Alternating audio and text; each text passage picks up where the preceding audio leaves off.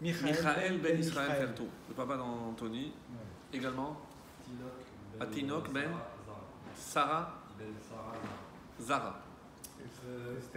Esther Chaya Luka Bat Kouka. Raphaël Gaon Makhlouf ben Fanny Mazal. Et Corinne Bat Liliane. J'ai pas son prénom en hébreu, mais Nicole Bat Janet. Nicole Bat Janet. Pour les malades.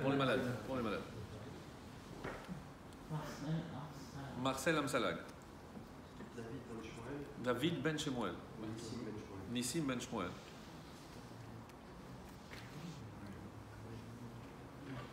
C'est bon?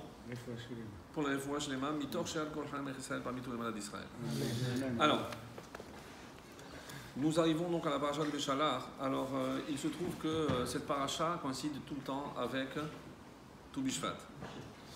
Alors, est-ce un hasard? Certainement pas.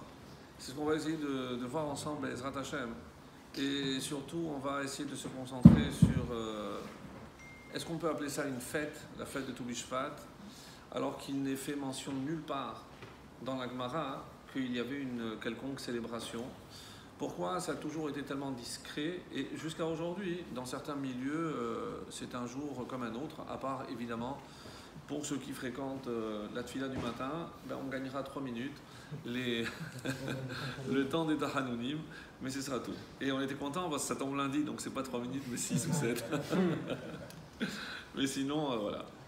C'est vrai, alors, certains vont s'asseoir et déguster quelques fruits, d'Israël de préférence. Et c'est un abus de langage, comme vous le savez, lorsqu'on dit qu'il faut goûter les fruits d'Israël. Ce n'est pas des fruits en provenance d'Israël, mais c'est les fruits par lesquels la Torah a fait la louange de la terre d'Israël. Donc dans le verset, Eretz Chitaus Ora, Gefent Te'ena Rimon, donc les 5 fruits connus, à part le blé et l'orge, donc le raisin, l'olive, la figue, la date et la grenade. Donc les 5 sont du fruit de l'arbre, comme vous le savez. Alors, juste un mot par rapport à cette fameuse paracha de Béchalach, puisque on ne peut pas, dans notre contexte, ne pas faire le lien, et on va essayer Ezrat Hashem. Alors, c'est pas par hasard, mais notre cours tombe le mardi soir, et tout le monde a entendu parler de cette fameuse ségoula de la paracha de la manne. Et il se trouve que, évidemment, c'est toujours la paracha de Béchalach, parce que c'est dans la paracha de Béchalach qu'on va lire ce fameux passage où Akadosh Baruch Hu, un miracle de plus, vous allez me dire, mais il a envoyé la manne à tout l'ensemble du peuple juif. Et il est rapporté comme ça dans certaines sources qu'il est bon de lire la paracha de la manne le 3e jour de la semaine, autrement dit le mardi. D'autres disent le vendredi, que vous le sachiez. Donc pour ceux qui n'ont pas fait aujourd'hui, on peut faire le vendredi. Pourquoi le vendredi? Parce que la manne est tombée 2 fois. En vue de Shabbat. Donc c'est plus propice. Elle est doublée. Donc ceux qui feront le vendredi auront une double part. De Parnassa. Et une dernière opinion, on dit qu'il faudrait la lire Motsai Shabbat. Donc même si vous oubliez vendredi, vous pouvez vous rattraper samedi soir. C'est comme ça sera rapporté. C'est l'ensemble de la paracha. Oui, alors pas toute la paracha, c'est la paracha qui commence par au moment où il envoie, Hachem envoie. C'est juste après, donc la Shira.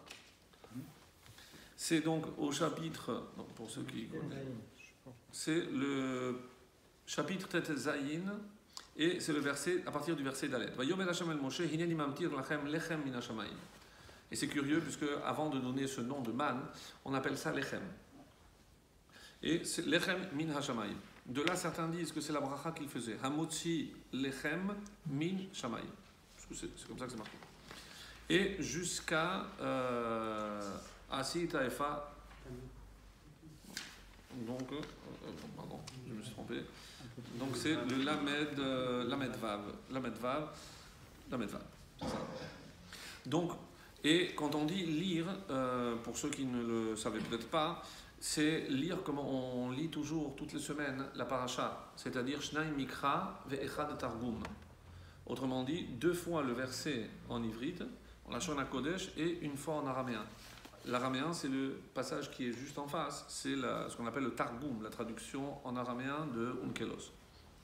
Alors, il faut peut-être juste préciser un point, que dans le désert, c'est vrai que c'est Hachem qui pourvoyait et qui se préoccupait pour tout l'ensemble du peuple.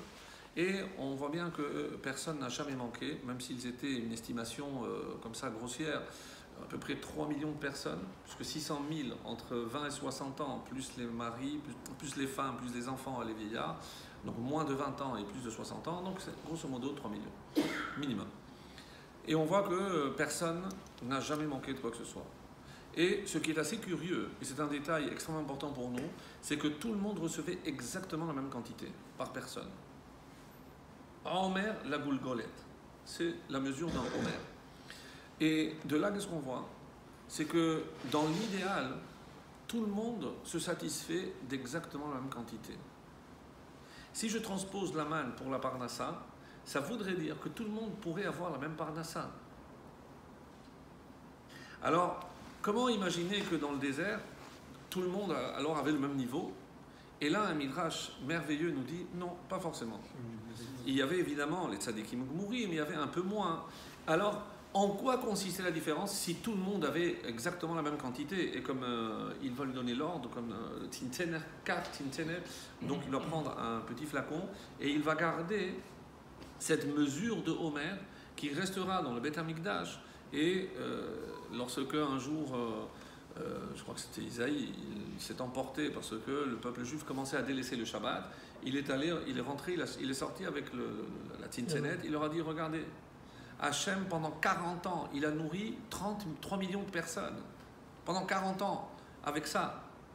Vous croyez que maintenant, c'est parce que vous allez travailler Shabbat que vous allez plus subvenir aux besoins de vos familles? Donc, et c'est en témoignage. Alors, que dit le Midrash? Quelle était la différence entre les uns et les autres?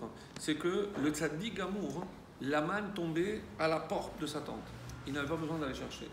Et moins on était tzaddik, pour ainsi dire, donc plus il fallait marcher un peu plus. Autrement dit, écoutez bien ce que ça veut dire, mes amis, c'est que la parnassa, c'est pas au niveau de la quantité. La quantité n'est pas décidée ni par nous, ni parce qu'on va travailler, ni parce qu'on a plus de diplômes ou moins de diplômes. La quantité est déjà décidée. Alors, qu'est-ce qu'on demande? C'est quoi la différence?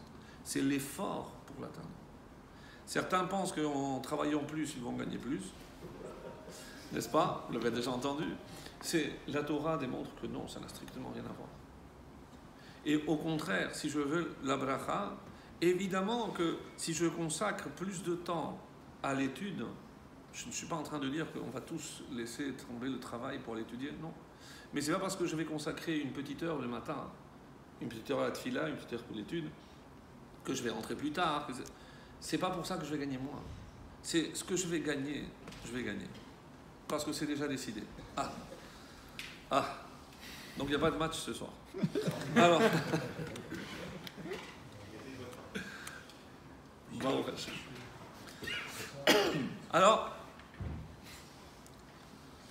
tu as prévu assez? Non, c'est bon, tu peux rester. J'ai confortable. Voilà donc un petit mot pour la manne. Mais en marge de la récitation, je voudrais peut-être me permettre une petite remarque.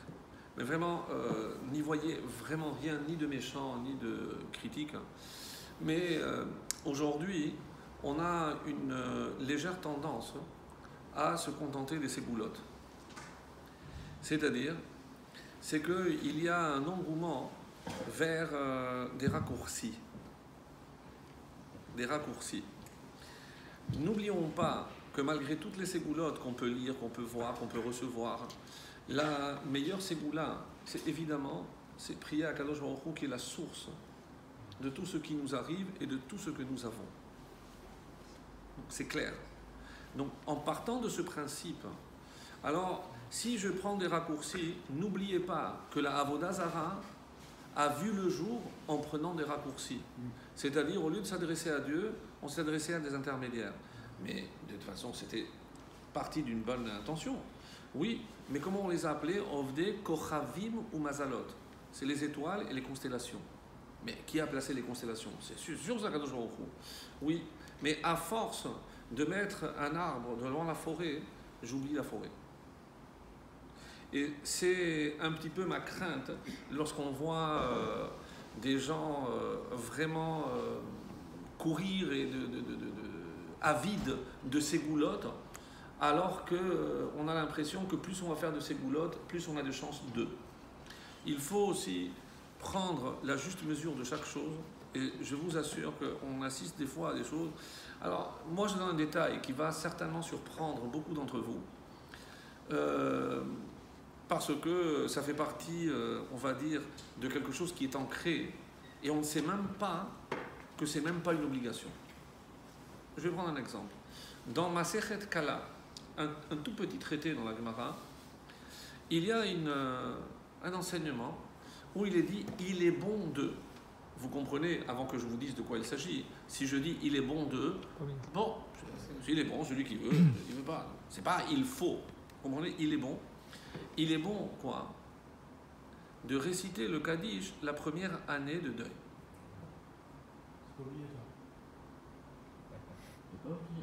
Ce n'est pas obligatoire. Oui, mais on trouve dans le traité des Avelout les obligations. Non. Les obligations, les seules obligations, c'est celles de deuil. Oui. C'est les abstinences, ce que je ne dois pas faire. Ça, c'est une obligation. Ce que je dois faire, ce n'est pas une obligation. Est-ce que je dois monter toutes les semaines, tous les mois au cimetière, la séouda, tout ça, c'est rien. Ce ne sont que des coutumes. Et lorsqu'on voit certaines personnes, je ne suis pas en train de critiquer, au contraire, heureusement qu'il y a cette occasion où ils vont peut-être commencer à fréquenter la synagogue, autrement ils ne l'auraient pas fait, et peut-être comme ça, certains rabbins bien intentionnés vont mettre le grappin dessus. C'est comme ça qu'on peut les attirer, c'est vrai. Donc, c'est parti d'une bonne intention. Alors, mais de là à faire croire que c'est une obligation, et une obligation c'est de faire le schéma le matin et le soir. Ça c'est une obligation de la Torah. Donc, ça c'est une obligation. Donc, comment maintenant certaines coutumes vont se retrouver catapultées vraiment au hit parade des pratiques, alors que certaines pratiques qui, oui, sont obligatoires, et vont être relayées, quand si je peux. Je ne suis pas en train de dire, mais s'il ne fait pas Shabbat, après c'est ça qu'il fasse Kaddish. Ce n'est pas ce que je suis en train de dire. Mais au moins remettre la juste perspective de chaque chose. Parce que, à force de... Je vous avais déjà raconté celle-là, c'est celle qui m'a demandé de sonner le chauffard. Vous vous rappelez? Pour le couple. Oui, qu'il y avait un problème de couple. Il m'a dit, est-ce que vous pouvez sonner le chauffard? 3 mois après au Shashana, tu sais qu'on ne peut pas rattraper. Hein. J'ai dit, écoutez, il fait non. Ça, celle-là aussi, on l'a sorti du chapeau, ça, je ne connaissais pas. On m'a dit que sonner le chauffard dans la maison, c'est bien pour le shalom bayit. Moi non plus. Sincèrement, je n'ai pas entendu. Mais bon, aujourd'hui, comme il y a prolifération de ces goulottes, il faut aussi savoir distinguer les vrais des moins vrais.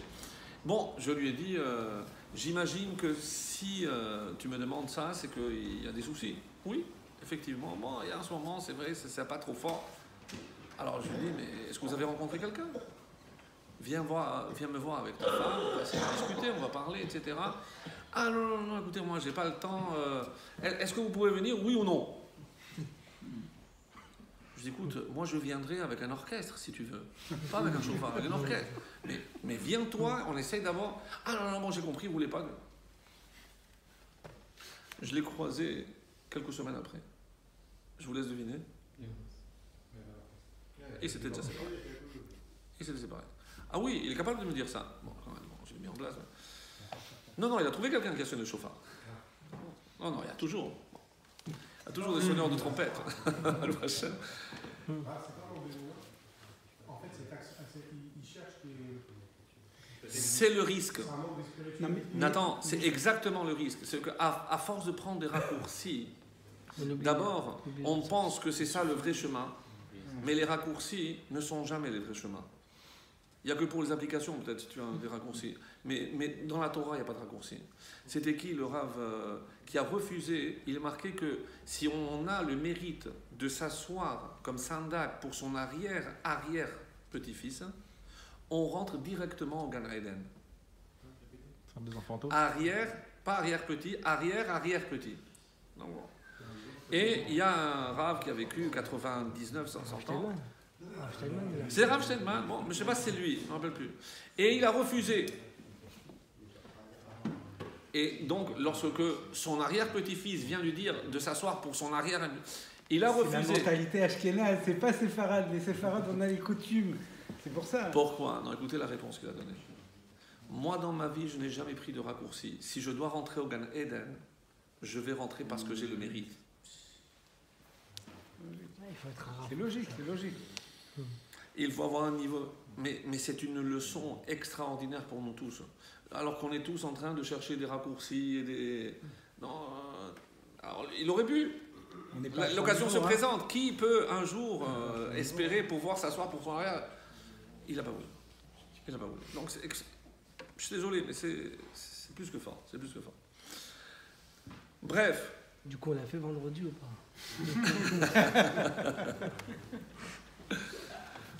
Moi, je dis toujours oui, mais en tenant compte de à qui on s'adresse vraiment et de qui on doit espérer vraiment la réussite ou la barnassa, etc.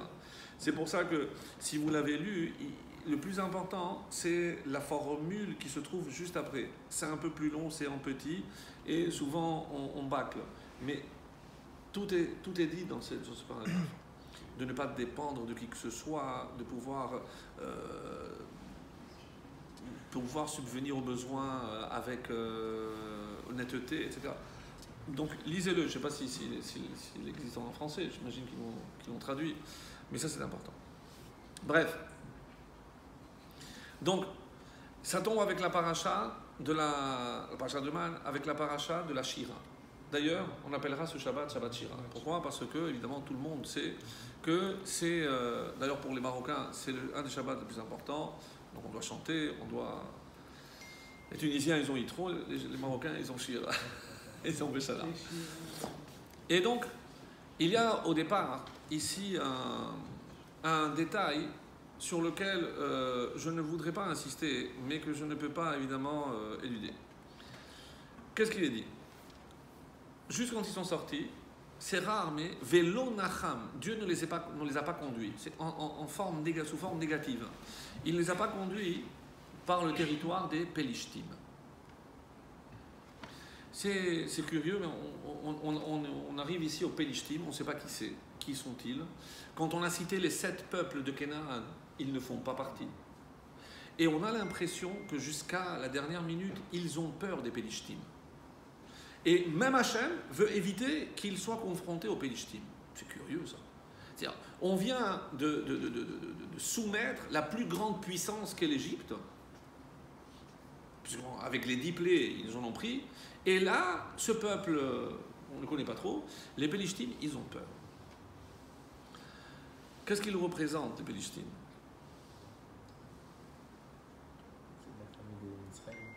C'était la famille de Misraïm. Mais de quoi ils avaient peur? De quoi ils avaient peur? On a fait la guerre avec Misraïm, on a peur que maintenant les Pélishtim vont nous faire la guerre parce que... Alors, il y a plusieurs explications que vous écouterez, que vous lirez, vous préparez ce Shabbat. Une des explications, c'est que vous savez qu'il y a une tribu qui est sortie avant l'heure. Vous saviez ça? Vous savez pas? Si. Ephraïm. Et ils sont tous morts. Ils sont tous morts. Et par qui ils ont été massacrés? Par les Pélishtim. Ils ne nous ont pas laissé rentrer. Alors, c'est très étonnant parce que ça soulève évidemment d'autres questions, mais on avait dit que personne ne pouvait sortir d'Égypte, que c'était un totalitarisme, comment ils ont réussi à sortir. Bon, ça c'est une autre question. Mais ils sont tous morts. Alors, Hachem, d'ailleurs, certains pensent que la vision des ossements desséchés de Yecheskel, ce sont précisément tous ceux qui sont sortis où ils mériteront de ressusciter pour entrer en terre d'Israël.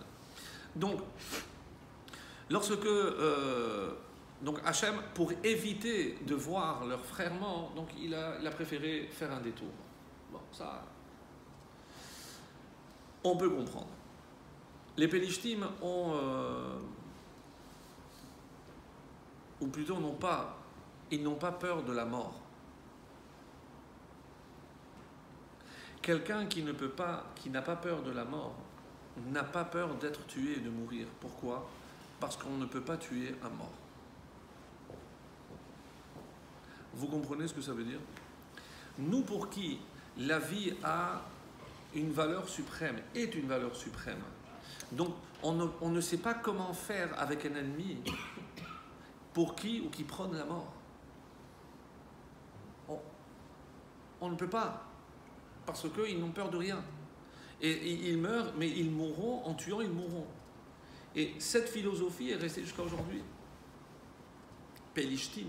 Bon, ça ressemble évidemment, si vous remplacez le shin par le se, vous trouverez qui c'est. Et alors, donc Hachem a voulu, donc ils ont fait un détour. Peninachem ha'am bil otam milchama. Et pourquoi? Parce que cette peur-là, veshavu mitzrayma, ça aurait pu déclencher chez tous ces juifs l'envie, la velléité de rentrer en Égypte. Et ça, Hachem ne voulait pas prendre de risque. Et surtout, mettre ça sur le dos de Moshe, déjà, il en a encore pour 40 ans, mais là, il ne voulait pas lui imposer ça dès le départ. Et alors, il les a fait retourner, et on nous dit, par où ils sont passés, et voilà ce que le texte dit, et je vais vous lire un Rashi assez étonnant. Vaya Sevelorim, donc il les a fait faire un détour.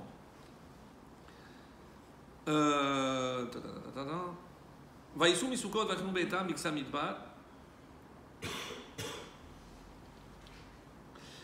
Le chapitre 14. Daber el ben Israël veyashuvu veyachanu lifne piachirot ben migdol ou ben hayan. Et là, où est-ce qu'ils vont camper? Un endroit qui s'appelle Piachirot. Littéralement, la bouche de la liberté. La bouche de la liberté. Aujourd'hui, on aurait dit la statue de la liberté. Et comment je sais qu'on parle de ça? Rashi. Rashi ne connaissait pas. Hein. Il n'a jamais été à Manhattan.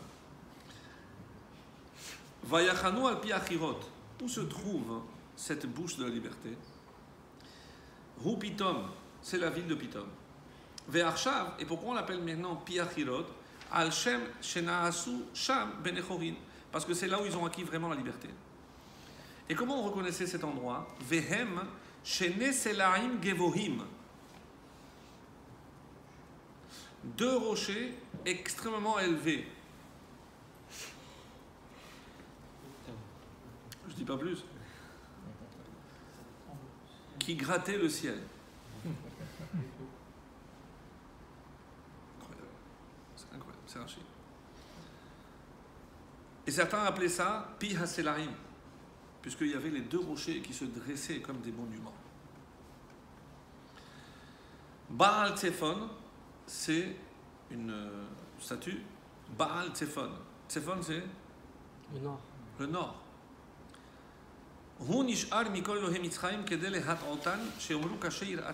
C'est le seul qui est resté debout pour que Israël ait peur.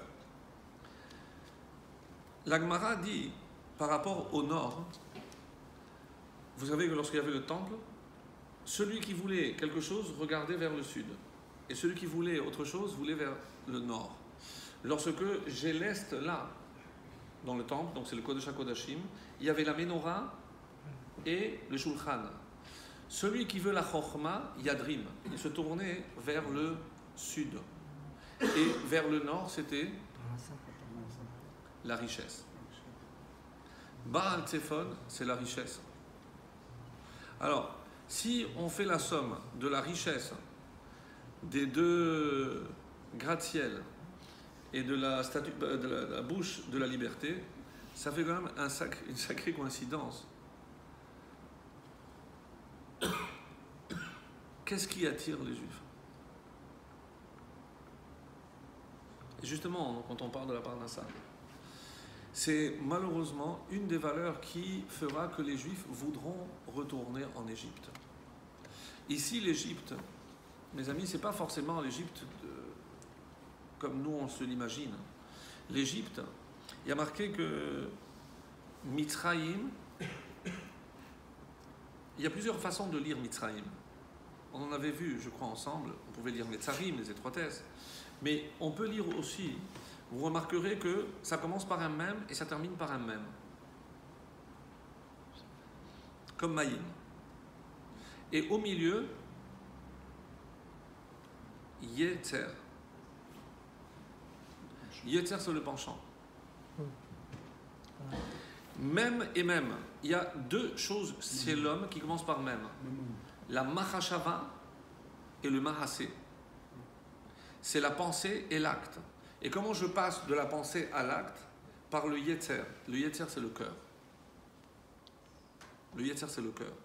Donc, Mitzrayim, tout dépend de la façon de penser, parce que le cœur va suivre cette pensée pour l'appliquer en fonction de ce que je pense. Et qu'est-ce qu'on va essayer de faire en Égypte? On va prendre Yam et on va Metzar, on va l'enfermer.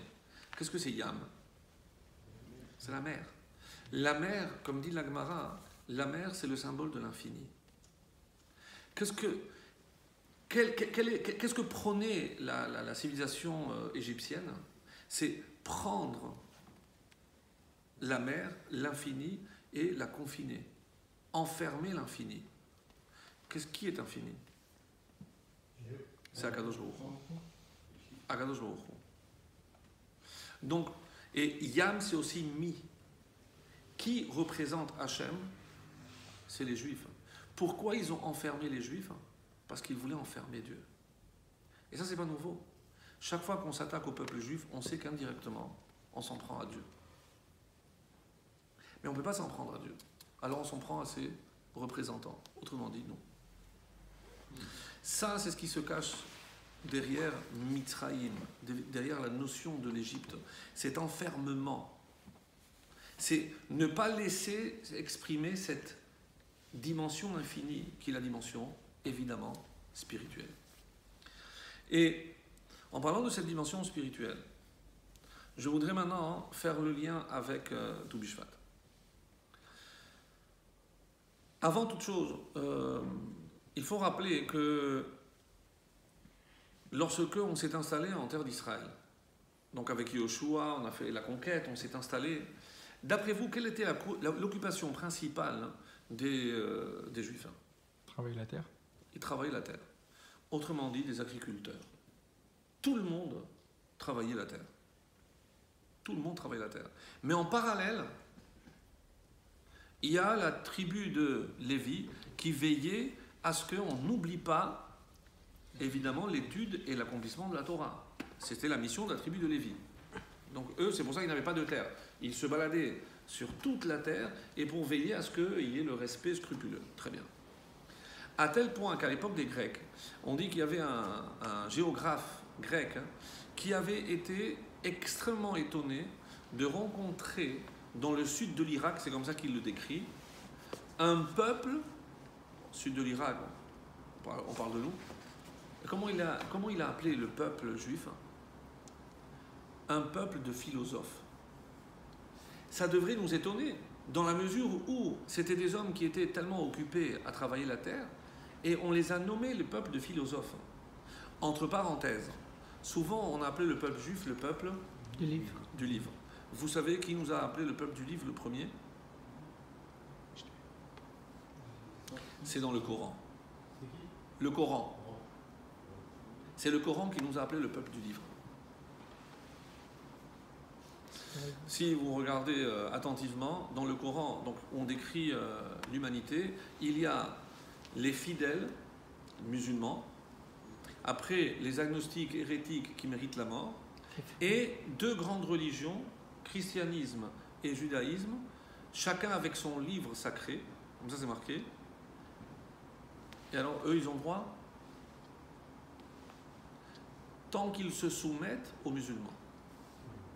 Et pour ceux qui ont vécu dans les pays arabes, ils connaissent cette notion de dhimmi, de soumis. Tant qu'on est soumis, il n'y a pas de problème. Tant qu'on est soumis, il n'y a pas de problème. Donc voilà, grosso modo, la description de l'humanité faite par le Coran, où on ne trouve aucune fois le mot amour. Bon, ça, ni Jérusalem d'ailleurs. Mais ça, c'est une autre question. Alors, en tout cas, on est appelé le peuple du livre. On est appelé le peuple du livre. Et c'est un peu normal qu'en tant qu'agriculteur, on est partagé entre le corps et l'âme. Mais de tout temps, on a su faire la part des choses. On ne peut pas prétendre s'occuper que de l'esprit et délaisser le corps, de la même façon qu'on ne pourrait évidemment pas prôner pour s'occuper du corps et délaisser l'esprit.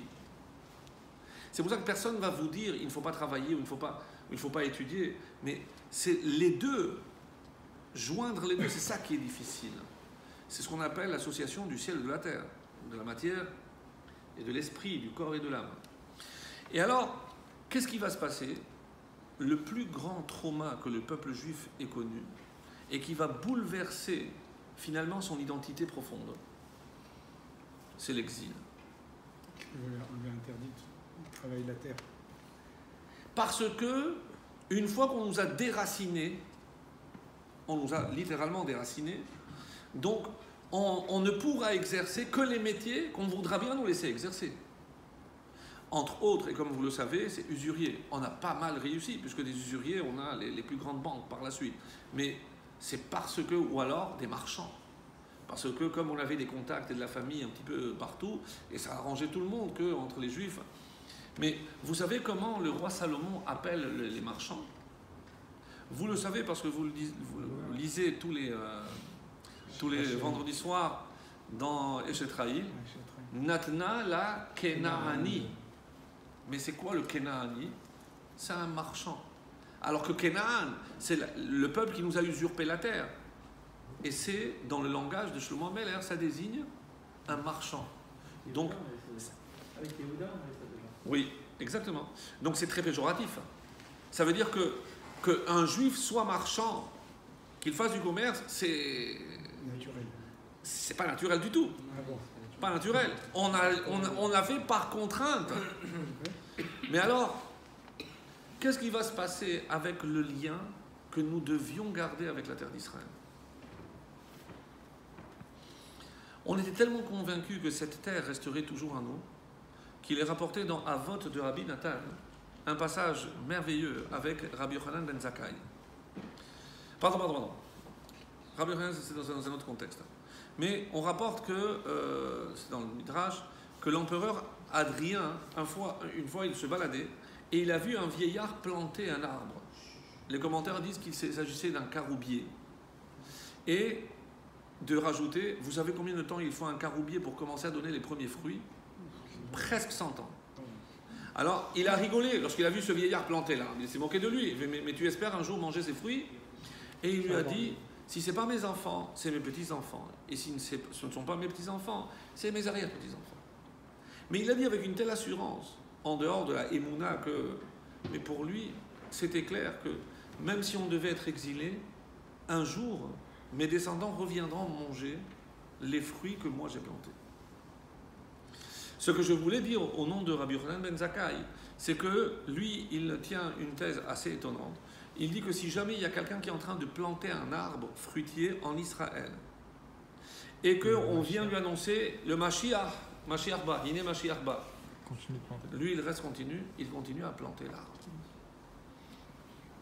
Et il répond, parce que planter un arbre en Israël, c'est comme faire venir le Mashiach. Affirmation étonnante. Une affirmation extrêmement étonnante. Quel rapport entre l'arbre et le Mashiach? Alors, je préfère dire entre l'arbre et la Géoula, la délivrance. Pour ceux qui connaissent ce midrash merveilleux, quelle est la première fois où il y a une relation entre les arbres et la délivrance? Ça vous dit quelque chose? Non. Adam, j'y reviendrai plus tard. Mais pour l'instant, je ne suis pas avec Adam. Sortir d'Égypte. La sortie d'Égypte, Des arbres que Yaakov il a planté. Yaakov a planté des arbres. C'est d'ailleurs assez étonnant, puisque plus de 200 ans avant la sortie effective d'Égypte, il a commencé à planter des arbres. Et il a donné comme ordre à ses enfants, n'oubliez pas, lorsque vous quitterez l'Égypte, vous emporterez avec vous ces arbres. Bravo. Comment ils sont appelés ces arbres? Atzé Shittim. Alors est-ce que c'est des cèdres? Peu importe. La vérité, on s'en fout de quelle sorte il s'agissait. Mais les Rachamim disent d'où vient ce mot Shittim? Ça vient de choter. Parce que c'est choter en hébreu, c'est un fou. C'est l'arbre des fous. Parce qu'il n'y a que les fous qui croyaient, qui continuaient à croire. En passant, durant tout ce long exil, eux n'ont connu que 200 ans. Nous, ça fait 2000. Hachem nous a laissé à nous aussi un petit vestige pour qu'on ne perde jamais l'espoir. Et c'est un autre midrash. La Torah? La Torah? Non, un vrai vestige. Le mur? Bien sûr. Quoi? Le Kotel. Ah, ouais. Un midrash clair qui dit que lors de la destruction, Hachem a envoyé des anges pour tenir cette muraille. Et c'est pas manque d'avoir essayé de la battre, parce que pour eux, alors qu'ils avaient tout rasé, ce mur était là comme un défi. Hachem avait promis que ce mur ne tomberait pas. 2000 ans après, il est toujours là. Et chaque fois qu'on le voit, c'est vrai que d'un côté, on se lamente, parce qu'on doit faire la kriya, on a perdu. Mais de notre côté, on sait que tant qu'il est là, c'est que le troisième sera reconstruit à partir de cette muraille. Alors si eux, au bout de 200 ans, ils sont fous, alors nous, qu'est-ce qu'on est? Des fous alliés. Plus que fous. Je ne sais pas s'il y a plus que fous. Mais Baruch Hashem. Ça, Atzé Shittim. Parce que eux, chaque fois qu'ils voyaient les arbres, ils étaient convaincus. Si Yaakov nous a dit qu'on sortirait, on sortira.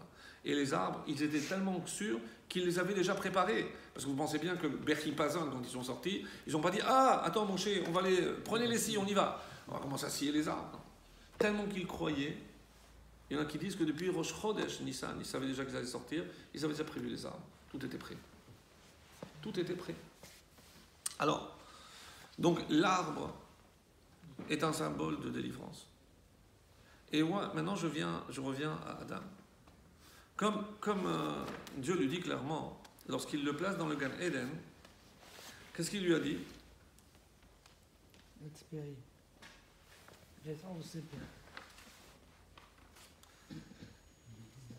Mikol Ha'etz Hagan, Mikol Ha'etz Hagan, Achol Tochel. Mikol Ha'etz Hagan, de tous les arbres qu'il y a dans le Gan, tu pourras manger. Ça veut dire quoi? Il n'y en a aucun interdit. Carte blanche. Ça veut dire que tous les arbres étaient fruitiers. Ça veut dire qu'il n'y avait que des arbres fruitiers. Si on lui dit, celui-là dit, Mikol Ha'etz Hagan, de tous les arbres. Après, bon, on va laisser de côté après le Etz Hadat. Mais ça veut dire que dans le Gan Eden, il n'y a que des arbres fruitiers. Que des arbres fruitiers. Donc, si nous, maintenant, à Tobi Shvat, qu'est-ce qu'on va faire? On va manger des fruits de l'arbre. Plus, si c'est possible. Mais en tout cas, le minimum, c'est les 5 dont on a parlé, qui sont liés à la terre d'Israël. Et pourquoi? Pourquoi on donne priorité à ces 5 fruits? Tellement que s'il y a un autre fruit, je fais la bracha d'abord sur ceux-là. C'est chachouv. C'est parce qu'eux sont plus importants. Pourquoi? J'ai dit tout à l'heure que le plus grand trauma du peuple juif, c'est lorsqu'il a été déraciné de sa terre. Donc il n'avait plus de lien avec la terre. Vous allez me dire, oui, bon, la tfila, elle était toujours orientée vers Israël, mais je parle de la terre, il n'y a plus de lien. Et alors, arrive Tou Bishvat, et là, il y a comme un élan, comme une nostalgie, parce que ces fruits-là continuent à s'appeler les 5 fruits d'Israël. Tellement que certains pensent vraiment que pour faire la bracha me'ain shalosh, il faut que ce soit des fruits d'Israël. Pas du tout. Même si je mange des dattes de Turquie ou des raisins d'Espagne, ça n'a rien à voir.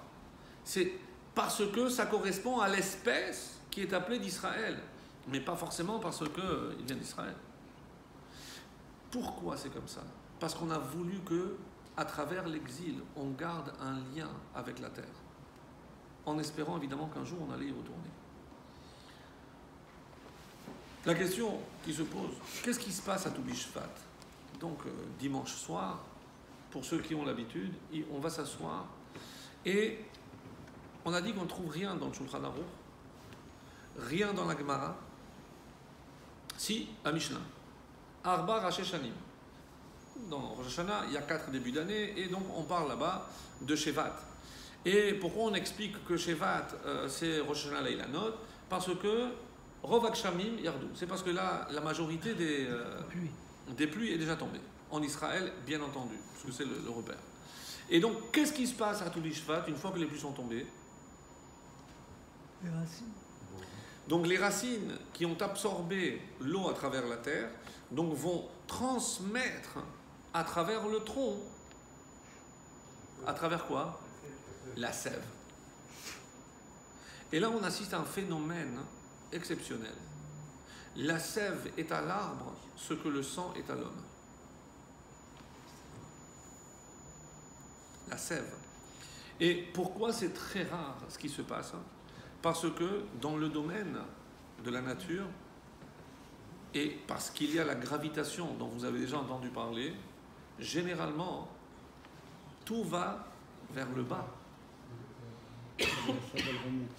Mais la sève, elle remonte. C'est un phénomène exceptionnel. Comment expliquer que la sève trouve la force pour traverser tout le tronc pour atteindre les branches et donner au début du mois de Nissan les fameux bourgeons qui feront l'objet de la bracha Birkat Eilanot dès le début du mois de Nissan.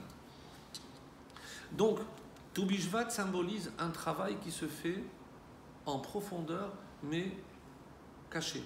On ne voit pas, on ne sait pas ce qui se passe. Mais vient Toubishvat et qu'est-ce qu'on va faire nous? D'ailleurs, je ne sais pas si vous avez lu les différentes formules qui existent pour ce qu'on appelle le Seder. Et il y a, bien sûr, j'ai fait un premier lien entre Shevat et Nissan par rapport au bourgeon, mais il y a d'autres. On a, les kabbalistes notamment, appellent cette petite cérémonie le Seder de Toubishvat. Et curieusement, pour ceux qui ont l'habitude de le faire ou qui ont déjà vu, il y a 4 coupes de vin. Il y a aussi 4 coupes de vin. Comme si, quelque part, c'était aussi une forme de délivrance. Oui. La délivrance n'arrivera en Nissan que si je l'ai préparée à Shevat. Et c'est pour ça que tout ce travail se fait en amont et contre nature. Parce qu'on doit s'élever. Et comment je vais le voir? Ça, c'est la Torah qui nous le dit de manière explicite. Lorsqu'on dit que Ki ha'adam ha'etz hasadeh. L'homme est comme l'arbre des champs. L'arbre des champs ici désigne l'arbre fruitier. Et qui est Adam? Qui est appelé Adam? Le peuple d'Israël. Le peuple d'Israël. On l'a souvent répété au nom de Rabbi Shimon Bar Yochai. Atem keruyim Adam ve'en umot ha'olam keruyim Adam. Il n'y a que vous qui êtes appelé Adam. Donc, mais si je dis que Adam, c'est comme l'arbre qui donne des fruits, ça veut dire qu'il n'y a que Adam qui donne des fruits. Vous suivez le parallèle? Ça veut dire qu'il n'y a que le peuple juif qui peut produire des fruits. Ça veut dire. Mais il y a d'autres arbres, à part les arbres fruitiers. Les autres arbres représentent les nations. Est-ce qu'ils ne servent à rien? Faux. Quand Dieu ne plaise, ce n'est pas du tout le cas. Nous savons très bien que pour l'écosystème, parce que ça produit de l'oxygène, etc., et quand bien même il ne servirait pas, eh ben, il y a le bois, le papier, la construction. Donc, c'est une autre fonction, mais ils servent à quelque chose. Mais ce que je veux dire, qu'un arbre qui ne produit pas de fruits, ben, il peut servir en tant que tel, mais il ne donnera rien. Qu'est-ce que Rabbi Shimon Bar Yochai essaie de nous faire comprendre, mes amis? Que ce qui se passe dans le monde, comme la Gemara le dira, si le monde va mal, C'est le fruit de nos fautes. C'est le fruit de nos mauvaises actions. Voilà. Nous avons une preuve flagrante, et on le dit tous les matins, tous les soirs. Venatati matar, dans le schéma, Vehaya im shamot tishmeu. Si vous écoutez, alors, Venatati gishmechem ba'ito. Donc la pluie sera en son temps. Alors tout le monde s'étonne, mais la pluie en son temps, qu'est-ce qu'il y a d'extraordinaire? Si c'est l'hiver, il pleut. Qu'est-ce que ça veut dire ba'ito? Je veux dire, quand vous aurez besoin, pas du tout. C'est que même en hiver, s'il pleut, c'est pas parce que c'est l'effet météorologique, c'est parce que c'est lié à un autre niveau de moralité et de spiritualité. À telle enseigne que si on n'écoute pas, la terre, le ciel, ne donnera plus la. De quoi il se mêle le ciel? De quoi il se mêle? Vous allez dire, bon, mais c'est Dieu qui donne l'ordre. Non. Ça va vous choquer. Moshe Rabbeinu, en prévision de ce qui allait se passer, il a voulu prendre 2 témoins. Ha'azinu hashamayim vadabera. Il a pris le ciel et la terre. Dans un autre domaine, pour ceux qui ont fait un peu de Gemara, on sait très bien que si jamais on a été témoin d'un meurtre, d'une transgression qui peut engendrer la peine de mort pour l'accusé, si jamais le Beddin statue qu'il est Chayav Mita, qui l'exécute? C'est le témoin. Yad ha'edim. Le témoin se transforme en bourreau. Il faut bien réfléchir avant. Donc, lorsque le ciel ou la terre se manifestent, qu'est-ce qu'ils sont en train de faire? Ils grondent. Parce que eux sont les témoins. Et lorsque ça ne va pas, c'est pour nous le rappeler. C'est pour ça que Moshe Rabbeinu les avait pris comme témoins. Donc c'est ce qui fait dire à la Gemara que lorsque quelque chose ne va pas, même si c'est en Indonésie que ça se passe, c'est notre faute. C'est dur. C'est dur. Mais le prophète l'a dit très clairement. Im lo beriti yomam valayla chukot shamayim va'aretz lo samti. Si n'était-ce mon alliance jour et nuit. On dit c'est pour ça que Hachem, il a fait en sorte qu'il y ait l'hémisphère nord et sud, pour qu'il y ait jamais un moment sans étude de Torah. Je vais poser une question un peu bête. Je m'excuse, déjà. Aucune question des bêtes. Ouais. Mais ce que je veux dire, c'est qu'ils ne seront jamais satisfaits, ni le ciel, ni la terre, ni Hachem. Pardon, mais on est trop nombreux et on ne peut pas tous être parfaits, on est dans le monde matériel. Donc concrètement, comment satisfaire et faire en sorte que le ciel ne gronde pas, ni la terre ne gronde pas, que Hachem soit content? Enfin, comment on peut faire? Très sincèrement, je pense qu'il faut se voir soi-même. Hein? Il ne faut pas voir les autres, il faut se voir soi-même.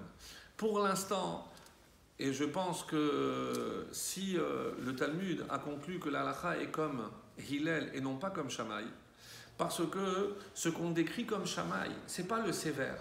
Shammai, c'est l'idéaliste. On part de l'idéal. Perfection. C'est le summum. Et pourquoi la halakha est comme Hillel? Parce que l'homme n'est pas idéal. Hillel est réaliste. Il sait que l'homme est faible. Et donc la halakha tient compte de cela. C'est très important ce qu'on dit. Parce que c'est pas parce que c'est le plus gentil qu'on va faire comme Hillel. Non. D'ailleurs, la preuve, c'est qu'à la fin des temps, la halakha sera comme Shammai. Alors ça veut dire que c'est ça. Oui, mais on tient compte de notre niveau. On ne peut pas, on n'est pas au niveau de Shammai. Donc, c'est moi? Oui. On tient compte d'une réalité. Donc il faut rester terre à terre. C'est vrai. C'est un argument. Mais on va pas. Mais encore une fois, on n'attend pas que tout le monde soit parfait. C'est évident.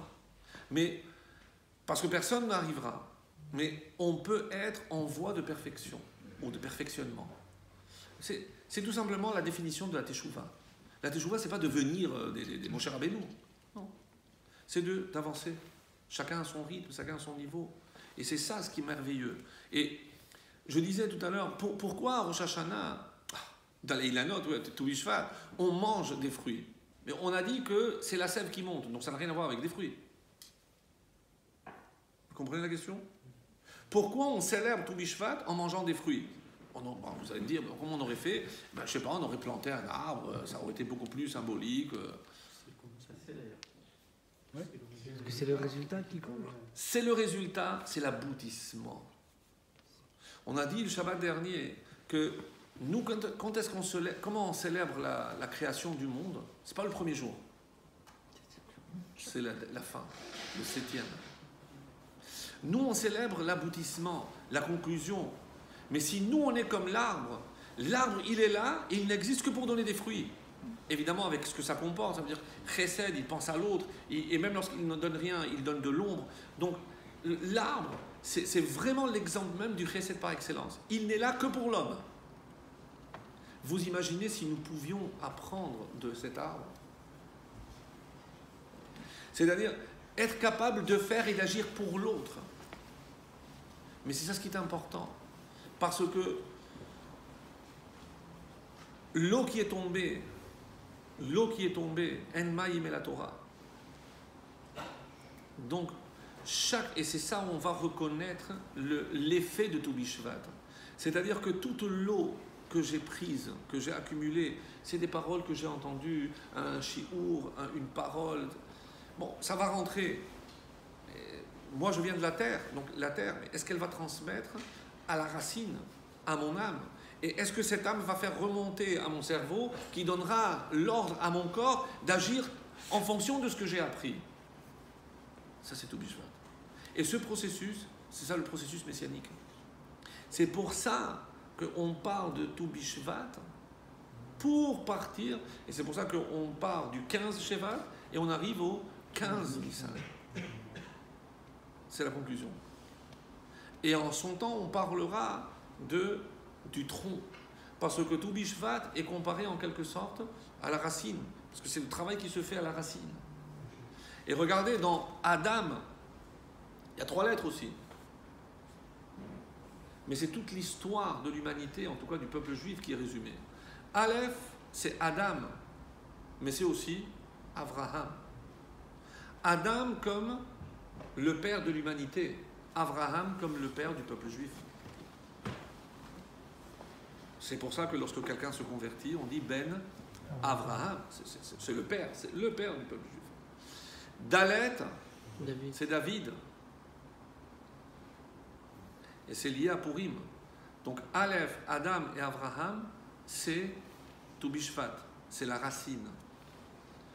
David, c'est le tronc, c'est Purim, c'est la transition. C'est le mois de Hadar qui est entre Nissan et Tou Bishvat. Et tiens, Hadar aussi a le 15 Hadar. C'est Shushan Purim. Donc il y a 3 fois 15, 3 15 qui se suivent. Le 15 Shevat, le 15 Hadar et le 15 Nissan. Intéressant. Et donc, Pessah, 15 Nissan, c'est le même. C'est le Mashiach, mais qui est l'acteur principal, même si c'est Moshe. Moshe est appelé Goel Rishon. Moshe est le Goel Rishon. C'est le premier libérateur. Et le Mashiach, c'est le Goel Acharon. Et c'est Pessah. Comme on a été délivré à Nissan, on sera délivré à Nissan. Donc il y a un processus. Et si je prends 15 Nissan, 15 Shevat, 15 Hadar et 15 Nissan, 15, 15, 15, c'est 45. Et c'est Adam. C'est Adam. C'est-à-dire, comment le vrai Adam va jaillir? Le Adam, il est en construction. Mais cette construction commence à la racine. Et cette racine, vous comprenez pourquoi Tou Bishvat est finalement une date qui est un peu cachée, un peu discrète. Pourquoi? À l'image de ce qui se passe. Parce que le travail se fait en profondeur. On ne voit pas ce qui se passe dans un arbre. Il faudra attendre Nissan. Oui, mais à Nissan, on va faire Bishkat Eilanot. Oui, mais ces bourgeons, ils ne sont pas apparus du jour au lendemain. C'est un travail en amont. Et quand est-ce que ce travail commence? À Tou Bishvat. Tou Bishvat, mes amis, c'est la graine. La graine qui donnera plus tard le fruit. Et c'est pour ça, pour conclure, hein, c'est bon, on conclut. On n'a pas expliqué en quoi Purim, David, c'est le tronc. Mais vous pouvez avoir quelques indices. Vous réfléchirez. Pour Purim, Ezrat Hashem, on aura l'occasion d'y revenir, vous me le rappellerez, si j'oublie.